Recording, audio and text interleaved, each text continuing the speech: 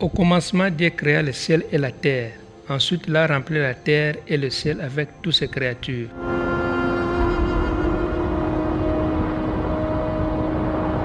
À l'époque, en République démocratique du Congo, nos ancêtres priaient et reconnaissaient un seul Dieu, Nzambe Mpungu Atulendo, qui signifie éternel Dieu. Et ils avaient l'obligation de respecter les 4 jours sacrés, dont Konso, Tsona, Kenge et Nkando, à laquelle chaque tribu devrait honorer l'image et le symbole qui caractérisaient leur tribu et leur pouvoir ancestral en faisant aucune activité professionnelle. Et nos ancêtres ne pouvaient pas vendre la terre, l'eau ni le bois, car ces actes entraîneraient la malédiction, la misère, la mort précoce, la sorcellerie, la jalousie, la haine et la calamité à ses descendants.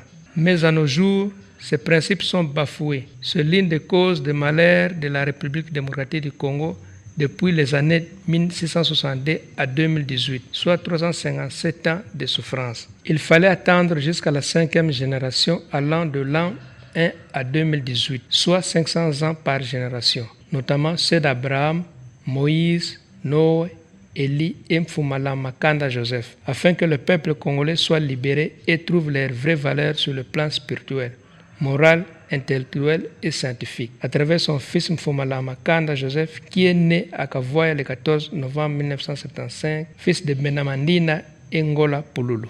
C'était le 3 mars 1992 à l'âge de 17 ans à Ntselo, dans la province du Congo central, au village Kelamonangunza, sur la rivière Malao, à 5 h du matin, apparut dans l'eau des poissons avec les yeux sous forme des étoiles à 4 et 5 sommets. Et de là fut entendue la voix de l'Éternel Dieu qui lui dit: mon fils, je te confie mes hommes sur la terre pour les conduire dans la terre promise. Pour l'accomplissement de sa mission, plusieurs processus spirituels ont fait l'objet, notamment sa première et deuxième retraite allant de 1995 à 2010, ayant trait à l'apport des sacs.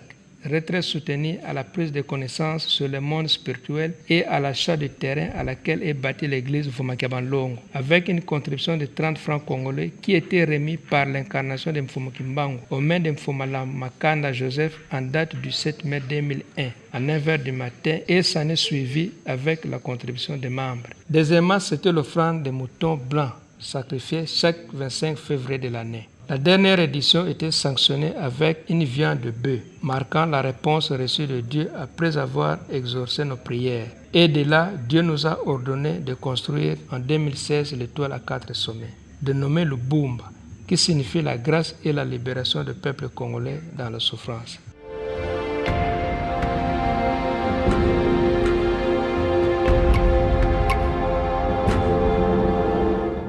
Du 27 au 30 décembre 2014, retraite qui a permis d'établir la nouvelle alliance entre l'Éternel Dieu et les hommes sur la terre.